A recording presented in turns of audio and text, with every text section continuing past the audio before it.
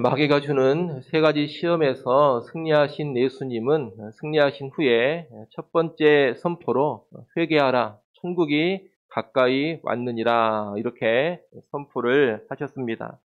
회개해야지만 천국 하나님 나라에 들어갈 수 있기 때문에 그 메시지를 처음으로 선포하신 겁니다. 이 천국의 임함과 회개를 선포하신 후에 예수님이 하신 첫 번째 일이 오늘 본문입니다. 예수님이 하신 첫 번째 일이 무엇이냐? 다른 게 아닙니다. 제자들을 부르신 일입니다. 제자들을 부르셨다라는 것은 달리 말하면 천국 백성, 하나님 나라의 백성들을 부르셨다 이런 뜻입니다. 제자, 천국의 백성, 하나님 나라의 백성, 여러분 이것은 곧 사람입니다. 지금 예수님은 사람을 부르시고 사람을 천국으로 이끄시는 사역을 가장 먼저 하신 겁니다. 이것은 하나님 나라를 임하게 하시는 예수님의 사역의 핵심, 초점이 바로 사람에게 있다라는 것을 잘 가르쳐 줍니다. 달리 말하면 예수님 사역의 우선적인 관심이 어디에 있느냐? 예수님 사역의 최고의 우선순위가 어디에 있느냐? 다름 아닌 사람에게 있다는 겁니다. 여러분, 예수님의 최고 관심이 지금 정치 문제가 아닙니다. 유대 나라가 로마의 식민 지배를 받고 있는데 우리가 어떻게 하면 이 식민 지배에서 벗어날 것인가? 어떻게 하면 이 식민지 상황을 타개할 것인가? 어떻게 해야 민족의 정치적인 독립을 이룰 것인가? 여러분, 이것이 예수님의 최고 관심사가 아니었습니다. 예수님의 최고 관심사는 경제 문제도 아니었습니다. 경제적인 착취, 빈부격차의 갈등을 어떻게 해결할 것인가, 이런 것들을 지적하고 이런 문제들을 풀어가는데 최우선적인 관심을 두지 않으셨습니다. 예수님의 최고의 관심은 무슨 자연보호나 환경보호도 아닙니다. 예수님께서 생태환경을 보존하는 일이라든가 멸종할 짐승들을 보호하는 일, 그런 일에 최고의 관심을 두고 움직이시지 않았다는 겁니다. 물론 방금 말씀드린 문제들이 다 필요 없는 것들이다, 하찮은 것들이다, 그런 이야기는 아닙니다. 하나님은 정치, 경제, 자연과 환경, 생태, 이 모든 문제에 관심을 깊이 가지고 계십니다. 그리고 교회 역시 이런 문제들에 관심을 갖고 성경적으로 풀어나가야 할 겁니다.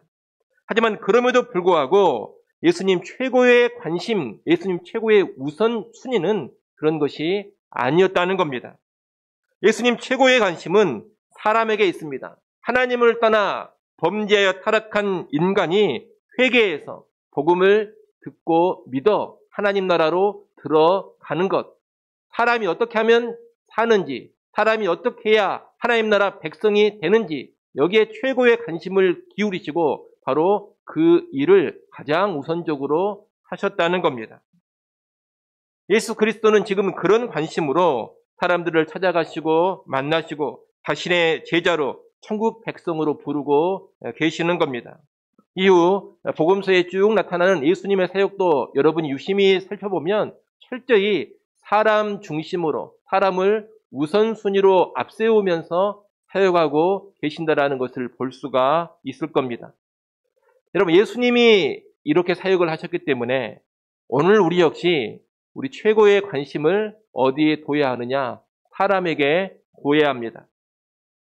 그리고 오늘 우리가 정말로 최고의 관심을 사람에게 두고 있는가? 이것을 잘 살펴야 합니다. 교회 역시 교회의 최고 관심이 사람, 영혼에게 있는가? 이것을 점검해 봐야 합니다. 사람보다 돈에 관심이 더 가 있고 사람보다 어떤 일이나 활동에 관심이 더 많이 가 있으면 안 됩니다. 특별히 교회 사역에 있어서 절대로 사람이 뒷전으로 밀려나서는 안 됩니다. 우리가 이런저런 교회 일을 하고 이런저런 신앙생활을 한다면서도 사람에게 관심이 없다면 정말로 이상한 겁니다. 여러분, 교회 일을 하고 신앙생활을 하는 것이 왜 하는 것이냐? 예수 믿기 때문에 하는 겁니다. 근데 예수를 믿는다면서 그런 일들을 하는데 예수님의 최우선 관심과 전혀 다르게 움직이고 있으니 어찌 이상한 일이 아니겠습니까? 예수님은 사람에게 우선적인 관심을 두고 있는데 그 예수 믿는다는 신자들이, 예수 믿는다는 교회가 무슨 일을 하는데 사람을 뒷전으로 밀어버리고 있다면 어찌 이상한 일이 아니겠냐는 겁니다. 여러분, 사람에게 우선적인 관심을 두고 있어야 신앙생활을 제대로 하는 겁니다. 사람을 앞세우면서, 사람을 귀히 여기면서 사역을 해야 교회 사역을 바르게 하고 있는 겁니다. 교회도, 그리고 우리도 사람의 우선순위를 두고 우선적인 관심을 두고 살아갈 때 정말 예수님 잘 믿는 사람들인 것이고 하나님 잘 섬기는 사람들인 것입니다. 이를 여러분이 먼저 꼭 기억하시기를 바랍니다. 그러면 구체적으로 예수님은 사람을 대상으로 해서 어떻게 사역을 하십니까? 예수님은 먼저 사람을 찾으셨습니다. 18절 말씀을 보십시오. 18절에 보면 갈릴리 해변에 다니시다가 이렇게 시작을 합니다. 그리고 18절 뒷부분에 보면 보시니 이렇게 되어 있습니다. 해변을 다니시다가 사람을 보신 겁니다. 21절도 보십시오. 거기서 더 가시다가 이렇게 시작을 해서 또 뒷부분에 보면 보시니 이렇게 되어 있습니다. 여러분, 지금 예수님이 왜 갈릴리 해변을 계속 다니고 계십니까? 예수님 무슨 산책을 하려고 해변을 거닐고 계시는 것이 아닙니다. 예수님이 사람을 만나고자, 사람을 찾고자 갈릴리 해변을 다니시는 겁니다. 그러게 당연히 예수님이 해변을 다니시면서 뭘 보셨느냐? 다른 거 보신 게 아닙니다. 무슨 경치를 보신 게 아닙니다.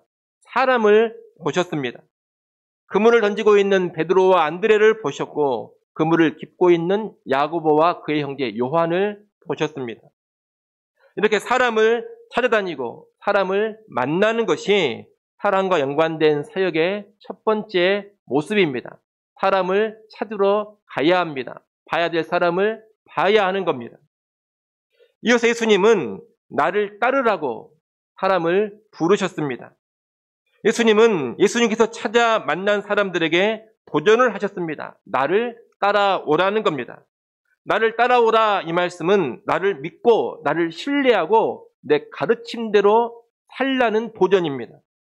예수님을 믿고 예수님의 가르침대로 살아가는 삶으로 이끄는 것, 여러분 이것이 사람과 연관된 두 번째 사역입니다. 끝으로 부름받은 그들이 또 다른 사람들을 부르는 삶으로 나아가도록 돕고자 하십니다.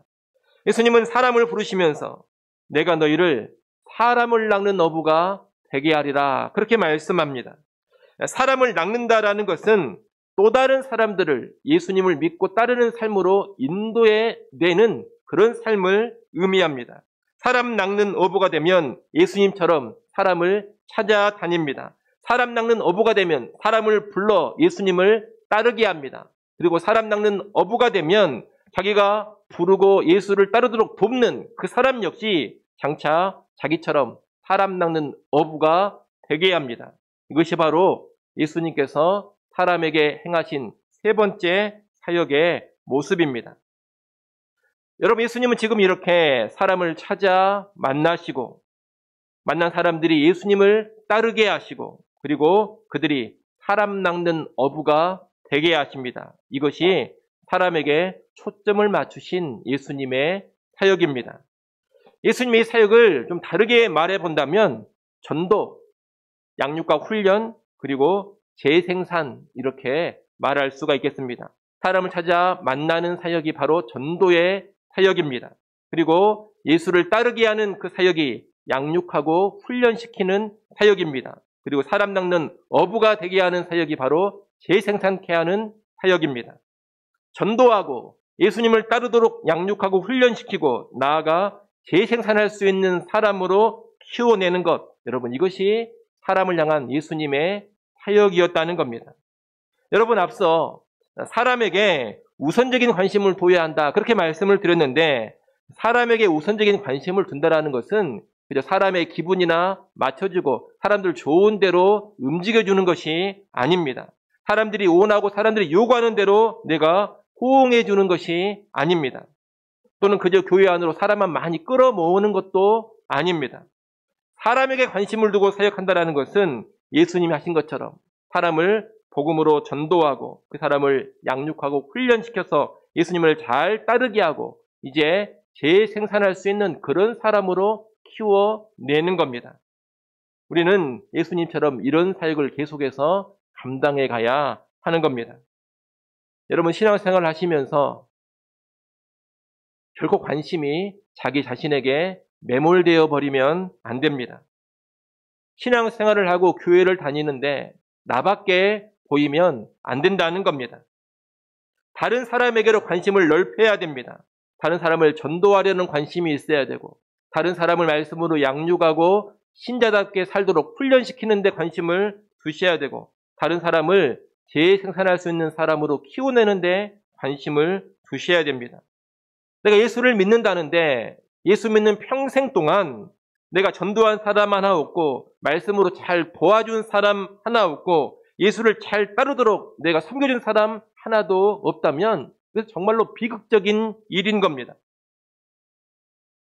나를 통해서 예수 믿게 된 사람들이 있어야 됩니다. 나를 통해서 말씀과 기도 가운데 예수 잘 따르게 된 사람이 있어야 합니다. 또 나를 통해서 재생산할 수 있는 일꾼으로 세워진 그런 사람들도 있어야 합니다.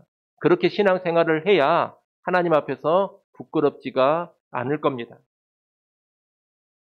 내 개인만 그런 것이 아니라 교회의 재정과 교회의 활동과 사역과 교회의 시설이나 건물도 다 그런 사람을 세우는 관심으로 활용되어져야 합니다.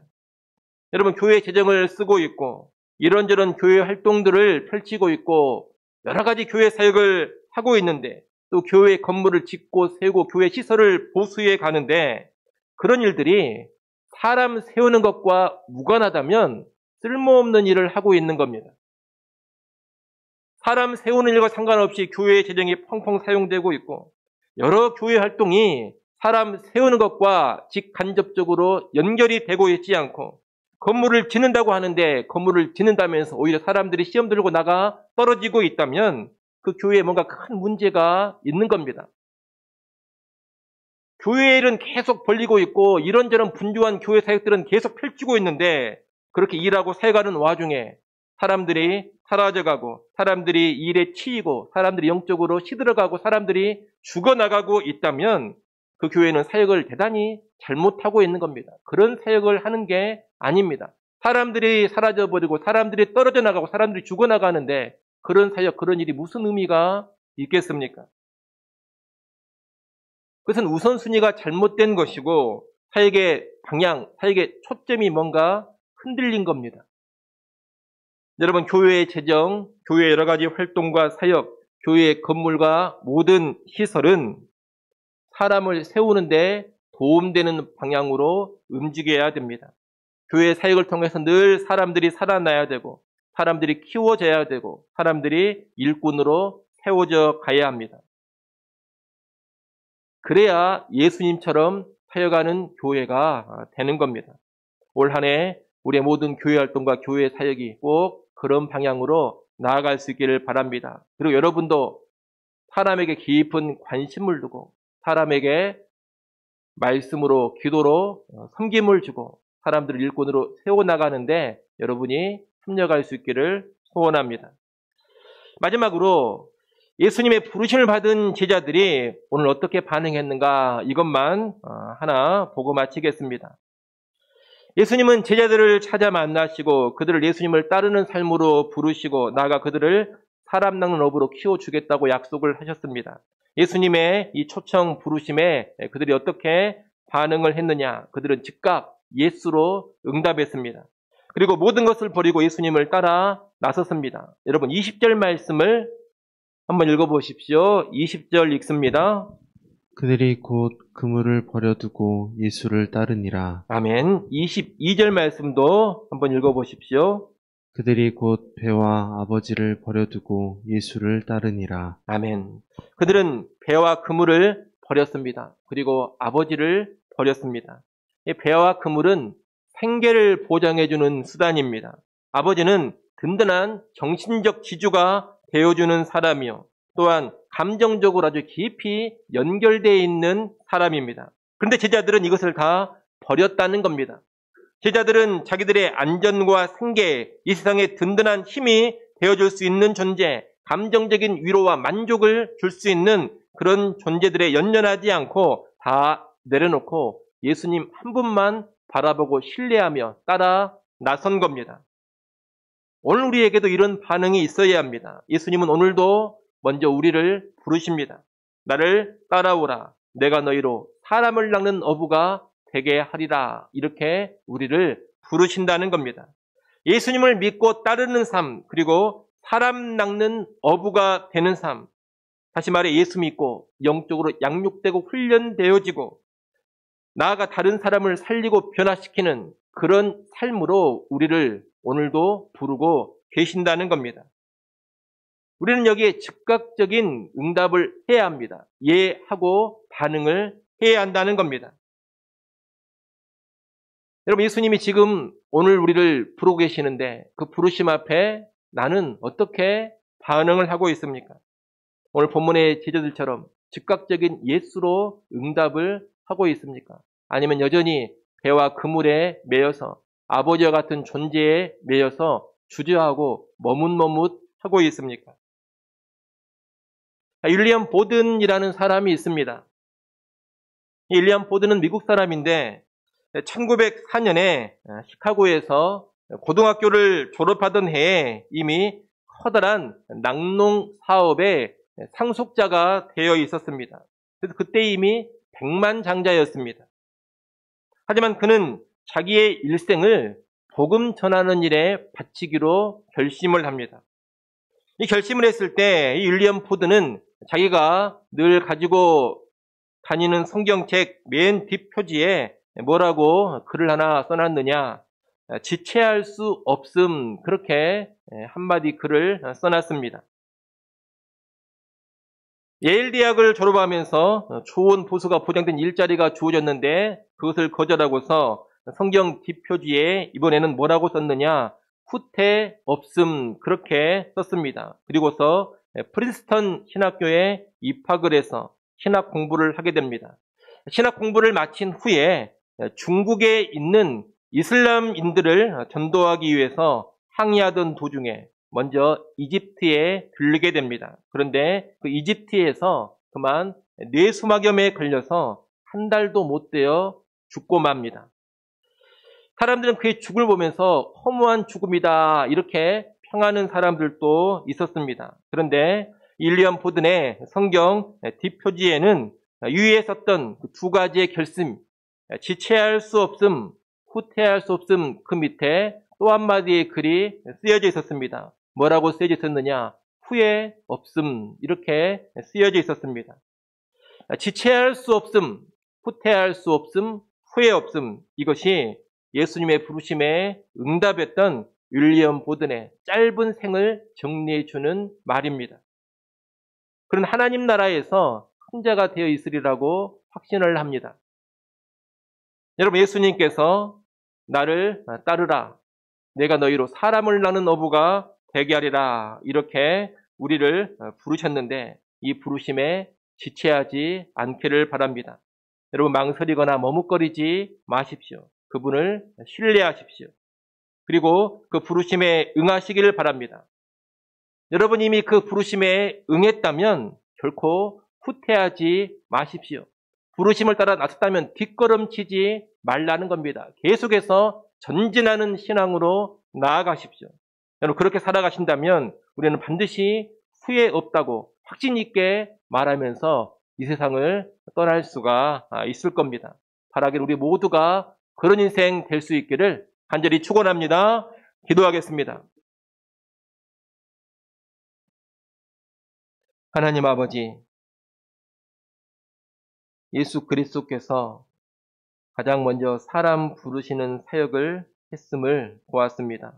오늘 우리도 예수님처럼 사람에게 관심을 두고 사람에게 초점을 맞추는 인생이 되게 하여 주시옵소서.